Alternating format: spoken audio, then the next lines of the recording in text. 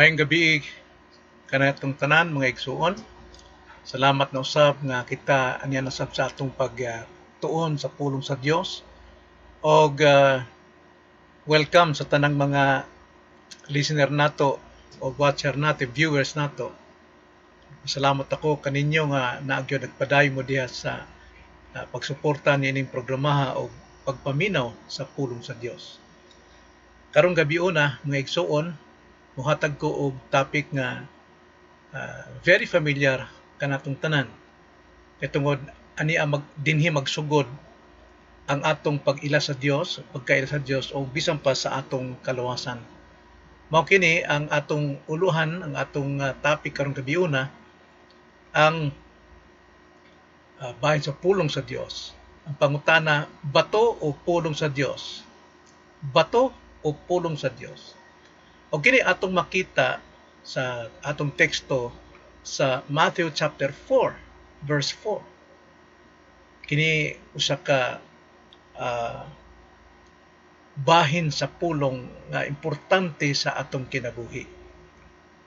Nagaingon na igsuon ang Matthew 4:4. Apan kaniya mitubag siya nga nagaingon, naisulat na, ang tao mabuhi dili sa tinapay lamang kundi sa matag pulong sa nga maggagula sa baba sa Dios.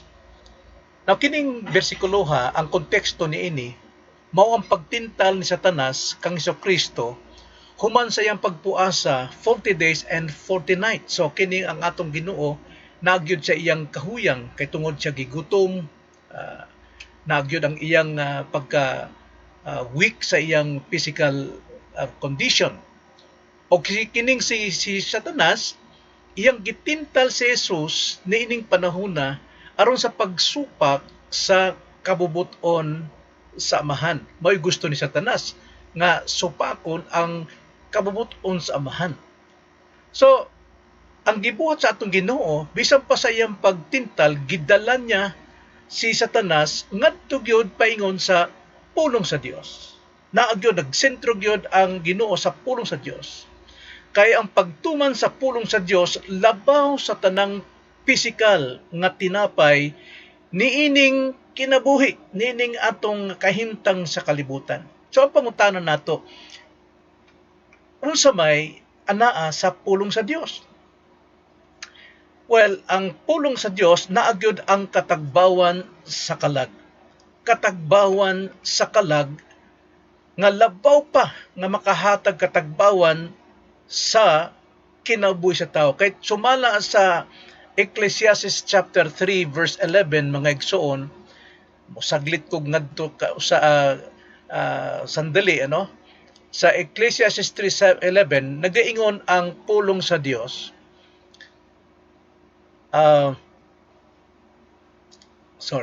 Nagaingon ang pulong sa Dios, gihimon niya ang tanang butang nga matahom sa iyang panahon. Gibutang usab niya ang pagkawalay katapusan sa sudod sa ilang kasing-kasing, nga ni aron ang tao dili makatugkad sa buhat nga nahimo sa Dios gikan sa sinugdan bisan pa hangtod sa katapusan. Mga igsoon, ambot pasabot na naghimo ang Ginoo og eternal sa atong kasing-kasing, nga wag gyud kini pagkabusog, wag gyud katagbawan na bisan pa sa tanang butang ning kalibutan mao iyang maangkon, dili gyud makapatagbaw sa iyang kalag. Tanang pisikal nga tinapay dili makatagbaw sa kalag sa tao. Busa maingon sab ang Ginoo didto sa Mark chapter 8 verse 36 to 37. Nagaingon, kay unsa may kapuslanan alang sa usa ka tawo ang pagkaangkon niya sa tibuok kalibutan nga pagapildihan sa iyang kinabuhi. Og unsa may ikahatag sa tawo nga arang ikabawi niya sa iyang kinabuhi. Now, ang but pasabot niini, what does it profit a man if he gains the whole world? Unsa kunoy iyang maangkon kung makuha niya tanang bahandi sa kalibutan, iyang ibutang sa iyang kasing-kasing, apan ang iyang kasing-kasing na ang eternity, wala gyud katagbawan. Ang gawas pa niya na ang iyay noong kinabuhi malaglag ngadto sa kapildihan. Og unsa may ikahatag sa tao nga arang ikabawi niya sa iyang kinabuhi. So busa, ang pulong sa Dios maoy kinahanglan sa tanang tao. Kay tungod ang pulong sa Dios maoy makatagbaw. May makatagbaw sa tao. Nga naman makatagbaw mo ang pulong sa Dios. Nga naman kinahanglan man nato. Dunay tulo nga masabtan nato. Kinahanglan mahibaw-an nato. Duha ka parte nga ang pulong sa Dios mao makatagbaw. Nga naman, primero, ang pulong sa Dios kamatuoran. Ang pulong sa Dios kamatuoran. Kung atong basahon na igsoon, nga ang pulong sa Dios kamatuoran, busa kung kamatuoran ang pulong sa Dios kini makapabalaan sa tao. Mao ni kinahanglan sa tao. Maunsa man kung makuha nimo ang tanang bahan din ng kalibutan apan mawagtang ang imong kaugalingon, ang imong kalag. Pulong ang dili makawagtang kay tungod ang pulong kamatuoran og ang pulong makapabalaan sa tao.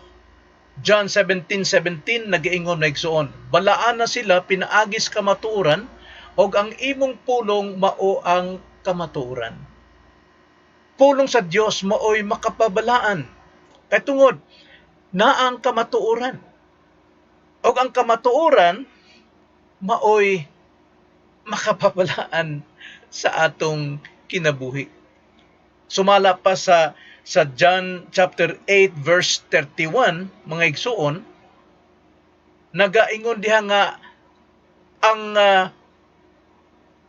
pagkabalaan mahitabo kini didto sa mga taong nagapadayon sa pulong sa Dios, naagyod nagpirmi pagtuon sa pulong sa Dios. Sumala sa John 8:31, nagaingon dito, kung kamo magapabilin sa akong pulong, nan kamo akong mga tinuod nga tinun-an, og mahibal-an ninyo ang kamatuoran. Mahibal-an ang kamatuoran og makahatag og kagawasan. Sumala sa John 8:32, nga mahibaw-an ninyo ang kamatuoran og ang kamatuoran mo'y makahatag og kagawasan. So busa, ang kamatuoran nga pulong maoy makapabalaan kanato. Ikaduha, ang pulong sa Dios kamatuoran busa kini gamhanan. Sumala sa Jeremiah chapter 23:29, nagasulti didto maigsuon, nagaingon, dili ba ang akong pulong sama sa kalayo? Nagaingon si Jehova, og dili ba sama sa mazo nga nagadugmok sa bato? Nagikumpara ang pulong sa Dios nga gamhanan sa kalayo og sa mazo. Now ang kalayo kay baluta nga mo kanimo sunog sa mga dugta og sa mga dubok og sa mga daan nga mga butang. Labi na sa kinabuhi nato, ang daan natong kinabuhi, ang atong dubok nga kalag tungod sa sala. Asunugon kini aron malimpyo og matarukan og bag-ong balay. Sama pud sa maso, nagaingon nga ang pulong sama sa kalayo, ikaduha ang pulong sama sa maso. Unsa may but pasabot sa maso? Ang maso makadugmok sa atong nga tig-ang nga makasing-kasing aron mubarog o mupatindog og bag-ong pagkatao. So ang pulong sa Dios kamatuoran kini makapabalaan og kini gamhanan og ikatulo kini makahupay. Makahupay, mga igsuon. Nga naman, kay ang pulong espiritu, no? Nagaingon sa John chapter 14, no? John 14 verse 26, nagaingon maigsoon, apan ang manlalaban, ang espiritu, no? Ang Espiritu Santo nga sa akong ngalan igapadala sa Amahan, siya mao ang magatudlo kaninyo sa tanang butang o magapahinumdom kaninyo sa tanan nga akong gikasulti. Maigsoon. Nagaingon diha nga ang pulong sa Dios espiritu. John 6:33 nagaingon si Kristo nga ang akong pulong nga gisulti kaninyo mao ang espiritu, o ang espiritu mo'y makahatag og kinabuhi. Busa nagaingon diya sa John 14:26, ang espiritu, no, mao manglalaban nga sa akong ngalan igapadala sa amahan, siya mao ang magatudlo kaninyo sa tanang butang o magapahinumdom kaninyo sa tanan nga akong gikasulti. So kining pulong sa Dios makahupay gyud kay tungod mao espiritu maning mo'y magstudlo kanato sa tanang butang nga kinahanglan nato. Sama sa John chapter 16 verse 13 atong pagabasahon. Nagaingon na igsoon, inig-abot sa espiritu sa kamatuoran, kini siya mao ang magatultol kaninyo ngadto sa tibuok na kamatuoran. Kay siya dili magasulti sa iyang kinaugalingong pagbulot-bulutan. Inunua ang iyang madungog, mao ang iyang igasulti, og ang mga butang nga malabot iyang ikatug-an kaninyo. So busa ang pulong espiritu at ang espiritu mooy magsaysay kanato pinaagi sa pulong, busa ang pulong dili gyud bakak. So ang pulong sa Dios primero kamatuoran. Tungod kay kamatuoran, makapabalaan, gamhanan ug makahupay. Ikaduha, ang pulong sa Dios kaduha kagawasan. Kagawasan. John 8:32 nagaingon mga igsoon, og kamo mahibalo sa kamaturan, og ang kamaturan magahatag kaninyog kagawasan. So busa kay tungod kagawasan magdala og kaluwasan. Atong basahon gud ang Titus chapter 2 verse 11 to 12. Ang kagawasan nato magdala og kaluwasan. Mao na ang pulong sa Dios. Atong basahon mga igsoon. Nagaingon ang Titus chapter 2 verse 11 to 12. Kay alang sa kaluwasan sa tanang mga tao, ang grasya sa Dios gipadayag. No? Nga nagatudlo kanato sa pagbiya sa pagkadili Dios non og sa mga pangibog sa kalibutanon, og sa pagkinabuhi nga mapugnanon sa kagalingon, matarong og Dios non dili niining kalibutana karon. So makita nato kining pulong sa Dios makahatag natong kagawasan og kaluwasan. Mga igsoon, kay tungod ang pulong sa Dios mao'y magatudlo kanato sa pagbiya sa mga pagkadili Dios non. Dili lang kay nga na ikaduha, mao kini magtudlo kanato sa pagbiya sa mga pangibog nga kalibutanon. Og nagaingon pa diya sa atong bersikulo, Titus chapter 2 verse 12, nga ang pulong kagawasan kay tungod kini mo'y maghatag nato og pagkinabuhi nga mapugnanon sa kaugalingon. Mo'y magtultol ka nato. So busa kagawasan, magdala nato og kaluwasan sa mga kapildian ning kalibutan. Ikaduha, mag-ulay sa kalag. Mag-ulay sa atong kalag. Sumala sa giingon sa 1 Peter chapter 1 verse 22, mga igsoon, nagaingon, sa naulay ninyo ang inyong kalag, pinaagi sa inyong pagmasinugtanon sa kamaturan, alang sa pagtuod nga paghinigugmaay, alang sa matuod nga paghinigugmaay, nga minagsuon, kinahanglan sa kinasing-kasing maghigugmaay kamo og usa sa usa sa mainiton gayon. So mahimo kining masinugtanon, no? Mahimo nato ang mahimong masinugtanon ta sa kamatuoran o matulid o sa tinuod, no, nga paghinigugmaay sa igsoon. So atog yuning tan-awon ang pulong sa Dios nga mo'y makahatag kagawasan. Ikatulo, ang pulong sa Dios kagawasan muhimunig mga tao sa Dios. Ikaw nga tao sa Dios, ikaw nga tao, himuon kang tao sa Dios. Nagingon ang 2 Timothy chapter 3 verse 16 to 17 atong pagabasahon mga igsoon. Ang tibuok nga kasulatan gituga sa Dios og may kapuslanan alang sa pagpanudlo, alang sa pagpamadlong, alang sa pagpanulid ug alang sa pagmatuto sa pagkamatarong, aron ang tao sa Dios mamahingpit masinangkapan alang sa tanang maayong buluhaton. So makita nato diha ang pulong sa Dios mutudlo nimo sa tanang butang, mubadlong nimo, mupatulid nimo, magmatuto nimo sa mga pagkamatarong.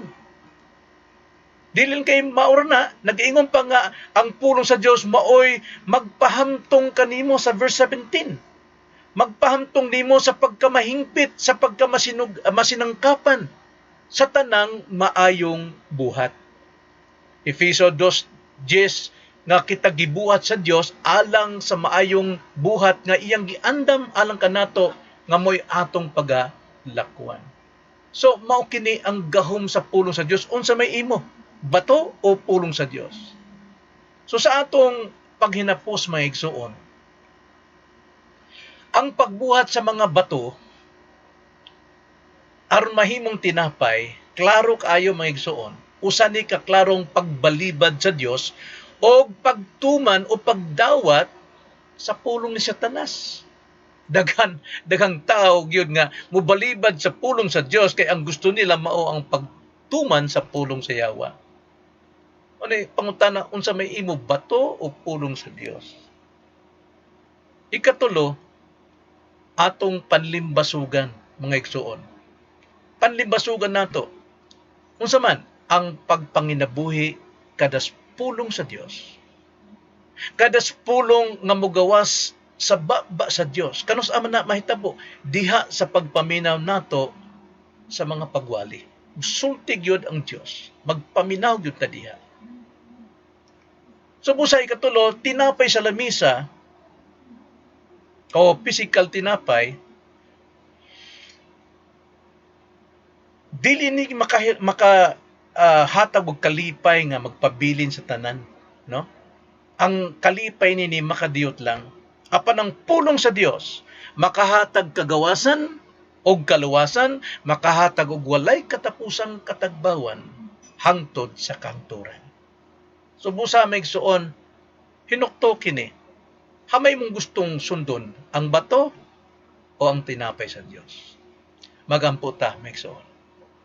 Salamat Lord nining kagabion ng imong pulong abli sa among pandungog. Hinaot pa imo sab giablihan ang among mga kasing-kasing diha sa pagpatalinhog sa imong pulong. Mo kini among pag-ampo diha lamang sa ngalan sa Ginoong Kristo. Amen.